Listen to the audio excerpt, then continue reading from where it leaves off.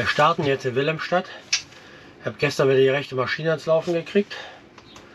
Und da hoffen wir mal, dass sie heute Morgen auch anspringt. Das testen wir jetzt direkt. Tatsächlich. Und die linke gleich hinterher. Die wichtigste Hürde haben wir schon mal genommen. Ja, du bist eben doch MacGyver. Ja. Und hoffe, das bleibt auch so. Wir fahren jetzt 1 Stunde 15 schnell bis Rotterdam. Haben da schon einen Hafenplatz reserviert. Und ja, heute Abend ist Deutschlandspiel. Und wir wollen einen Platz haben natürlich, wo wir Südausrichtung haben, dass wir mit unserer Antenne auch Fernsehen gucken können.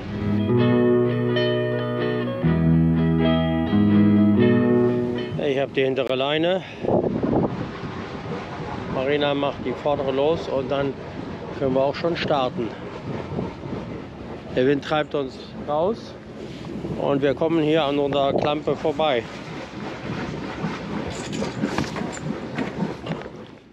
Von Wilhelmstadt geht es durch Hollandsdiep, dann biegen wir ab Richtung Dordrecht, weiter Richtung Leck und dann über die Nieuwemaas nach Rotterdam. Ja, wir haben praktischerweise rausgetrieben in den freien Bereich. Da müssen wir jetzt drehen, aber hier ist reichlich Platz. Jürgen wird wahrscheinlich direkt hier eine Drehung machen. Das Wetter sieht nicht gut aus. So, jetzt geht es mit einer Maschine hier raus und sind wir einfach zu schnell. Wir haben einen wunderschönen Platz hier gehabt im Hafen. Und den Hafen kann man jederzeit empfehlen. Uns gefällt es hier immer wieder gut. Direkt an der Windmühle. Hier vorne ist direkt der Hafenmeister, der einen dann schon meistens zuruft, wo man anlegen soll. In welcher Box. Die Tanks sind wieder gut gefüllt. Diesel sollte uns jetzt nicht mangeln. Da geht es in den Innenhafen rein. Da haben wir auch schon 2-3 Mal gelegen. Und jetzt muss ich nur noch die Leinen fertig machen. Okay, es geht los. Frank kommt an uns vorbei. Und wir fahren jetzt hinterher. Noch in die Welle rein. Schaukelt einen kleinen Moment.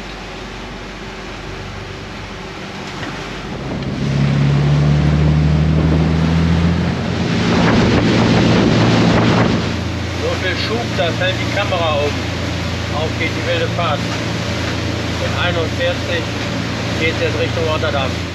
Nachdem der Jürgen die Filter ausgetauscht hat, funktioniert auch wieder die Maschine und wir können wieder schnell fahren. Wir kämpfen hier auch gegen die Strömung. Wir sind ja hier im offenen Gewässer zur Nordsee und das kostet uns glatt 5 km/h. Also Vollgas? Ich muss etwas mehr Gas geben, Geschwindigkeitsrate. Wir haben jetzt mal kurz Gas weggenommen, weil hier kommen ein paar kleinere Boote uns entgegen. Jetzt wollen wir natürlich nicht zu viel Welle geben. Rücksicht auf andere. Hier kommt uns gerade ein großer Containerfrachter entgegen. Ja, wir fahren jetzt nur mit einer Maschine, die rechts ist wieder ausgefallen. Wir fahren jetzt wie die normalen Verdrängerboote.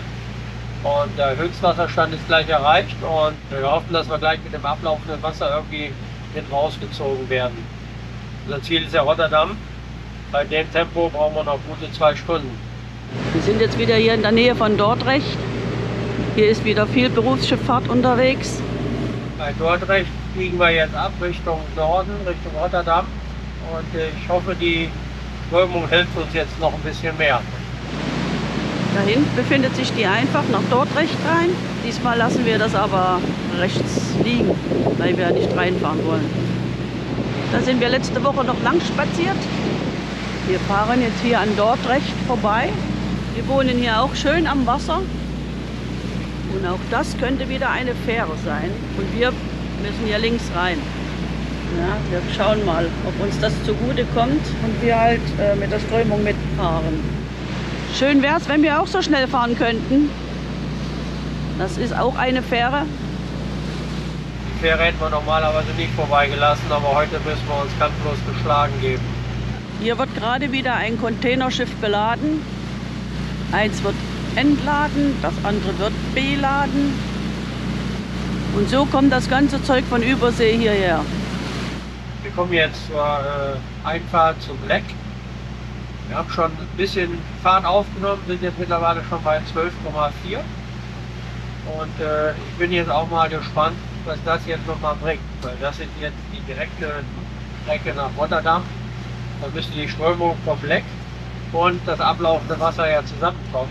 Das wird uns nochmal einen deutlichen Schub geben. Hier ist die Mündung vom Leck, die neue Maas, Richtung Rotterdam. Ja, der ist schnell unterwegs.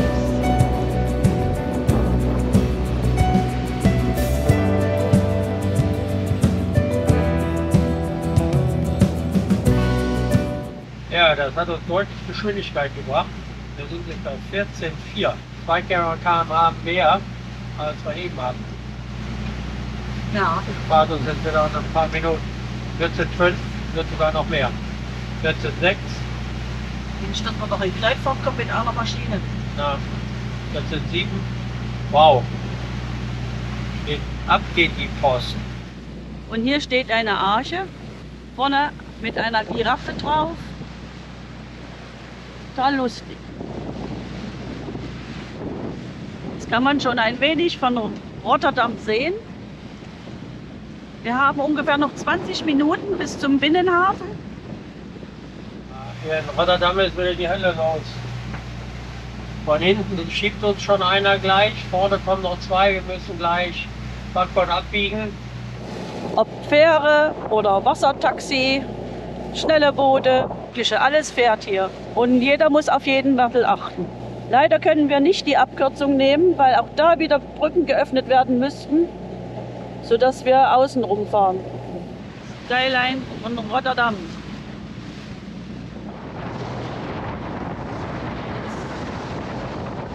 Lassen wir hinter dem Berufsschiff die Seite wechseln. Die lassen wir noch vorbei, sind sehr schnell und dann geht es gleich in den Hafenkanal rein und dann haben wir Ruhe. Wenn das Berufsschiff von uns vorbeigefahren ist, können wir einbiegen.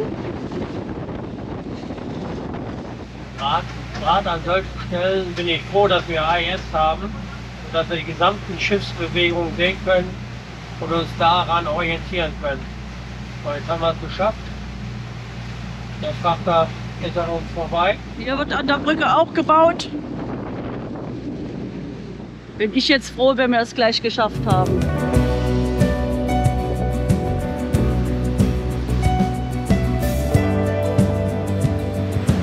Da ist unser Ziel. Die Brücke muss für uns geöffnet werden, dass wir einfahren können. Ah, rot-grün. Die nächste Schranke geht gleich runter. Bin ich froh, dass wir hier angekommen sind.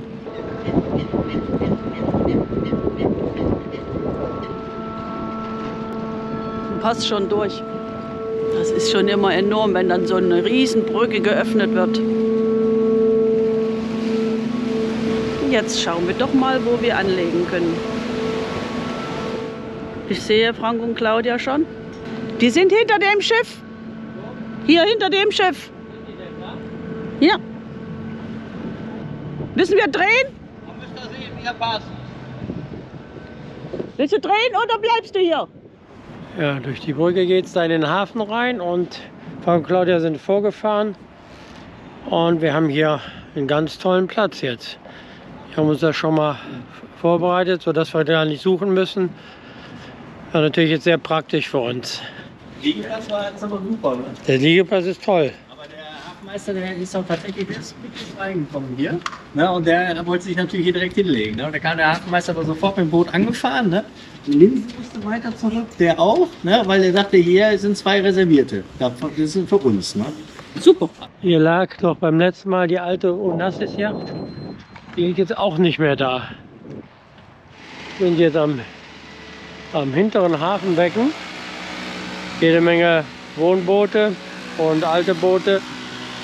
Die hätten wir auf unserer Seite hier noch jede Menge Potenzial, um den Yachthafen zu erweitern bei Bedarf.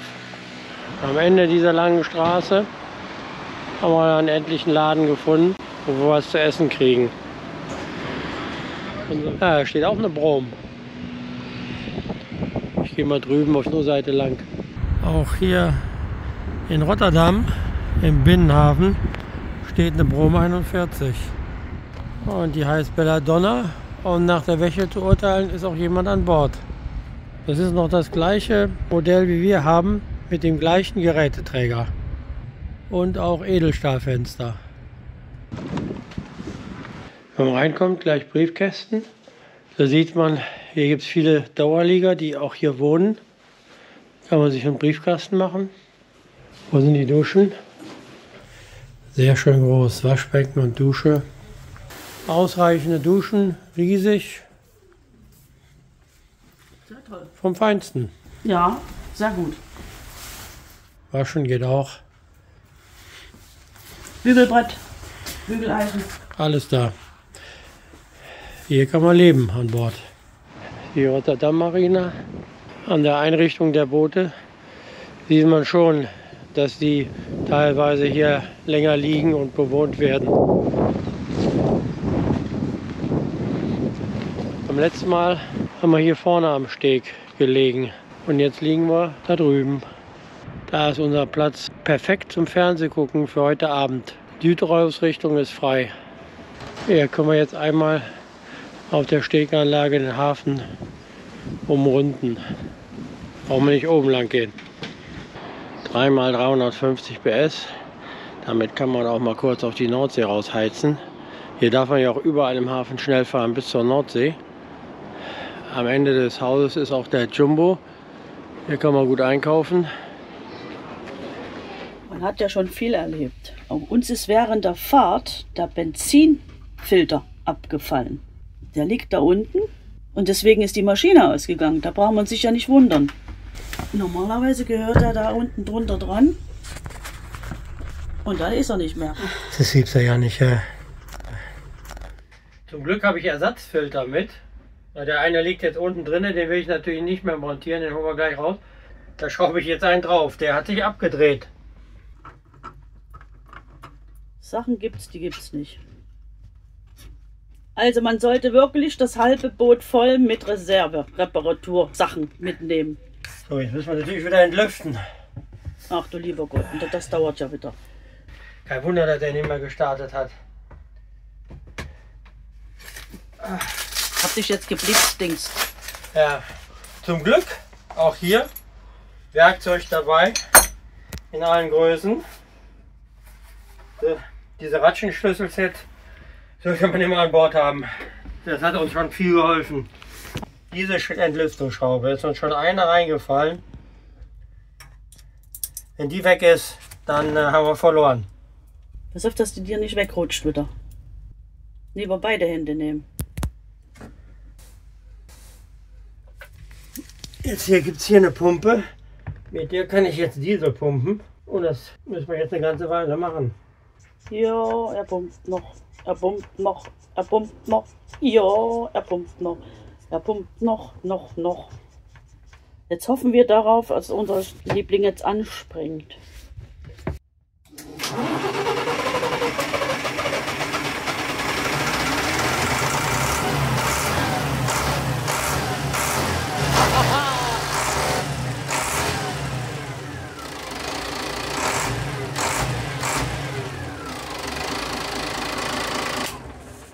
Zum Glück haben wir ja hier so einen Greifarm, so eine Zange. Das passt genau nicht rum.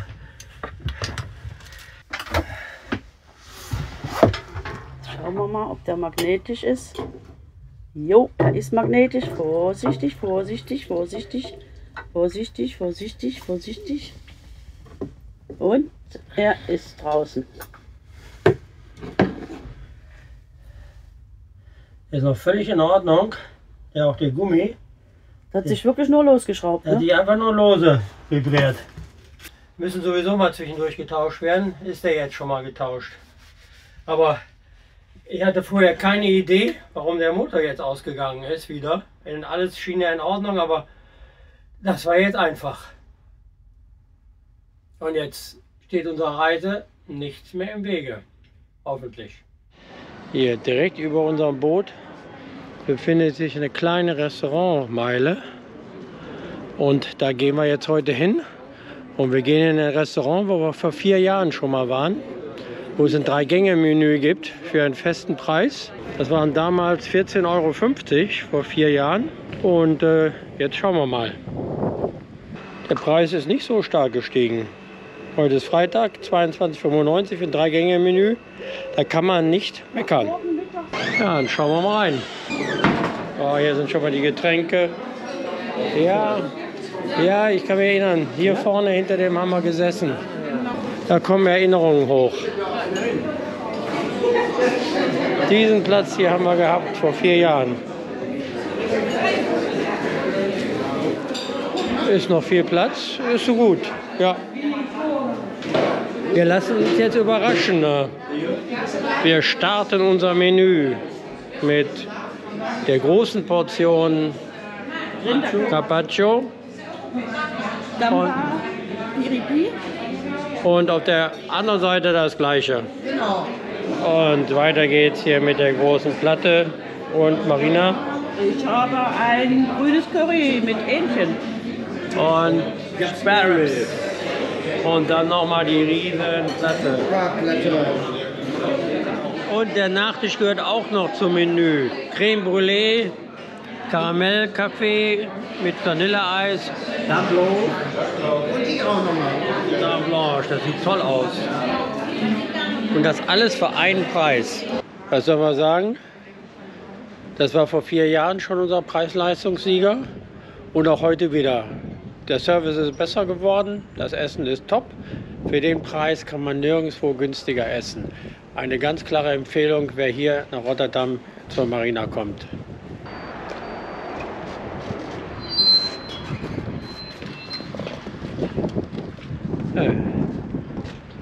Und wie war's? Was soll denn wie gewesen sein? Das Essen. Wie fandst du das Essen? Das Essen war hervorragend. 3-Gänge-Menü für den Preis kann man nicht meckern. 22,50. Ja. Natürlich ein paar Gerichte kosten Aufpreis, wenn man die auch in der größeren Portion will. Aber während der Woche ist es noch günstiger. Also ist der Wahnsinn. Und es hat alles gut geschmeckt. Ja. Und um die Ecke rum sind wir schon an unserem Boot. Jetzt geht es gleich zum Fußball gucken. Wir haben extra einen Platz uns ausgesucht, wo wir keine Störungen durch Häuser haben, sodass dem Fußballgenuss nichts im Wege steht. Jetzt hoffen wir nur noch, dass die Deutschen noch gewinnen. Hier oben ist auch schon das Restaurant. Also total klasse. Ja, das 1:0. Super. Und natürlich. Ja, gut gemacht. Ja, sofort abgezogen. Jetzt müssten wir eigentlich einen Schnaps trinken. Ja, hol ich gleich rüber. Trinken wir eine Halbzeit. Knapp. Ja!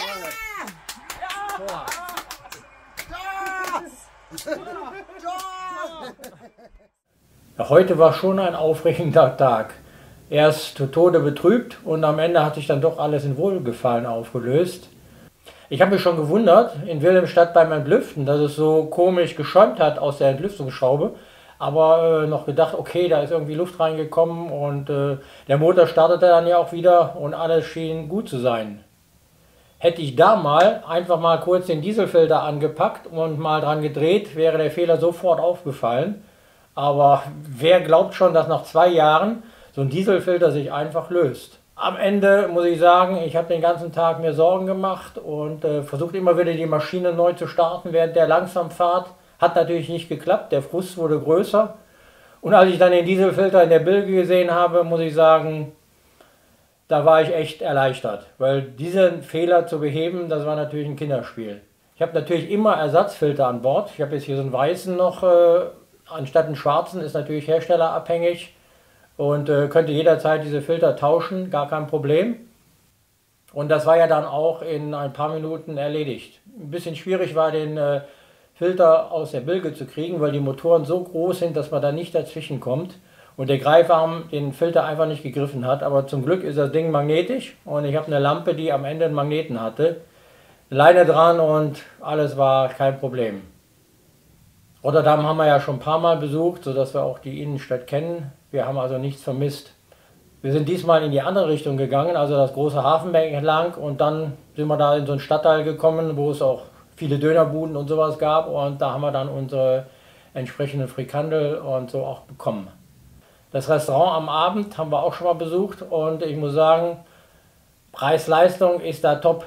Den Aufpreis für die größeren Gänge muss man gar nicht machen, mit den normalen Gängen wird man eigentlich auch schon satt. Wenn man im Hafen ist, kann man da ruhig mal essen gehen, es ist nicht weit, sehr bequem, günstig, man macht da nichts verkehrt. Ich habe auch noch 2 von den Sicherungen in der Elektronik von der rechten Maschine getauscht. Die haben hier so Sicherungen, die man so reindrücken kann. Die habe ich neu bestellt, weil hier könnte möglicherweise auch ein Wackelkontakt drin sein, der die Startprobleme verursacht. Habe auch nochmal die Kabel mit Kabelbinder festgemacht und hoffe, dass das Problem jetzt gelöst ist. Ich habe manchmal schon das Gefühl, der Motor ist verhext und wenn es jetzt nicht läuft, dann hilft nur noch ein Exorzisten, der sich mal die rechte Maschine anguckt. Wir müssen leider weiter. Frank und Claudia bleiben noch einen Tag in Rotterdam, weil wir müssen nach Berlin am nächsten Wochenende. Aber das seht ihr im nächsten Vlog.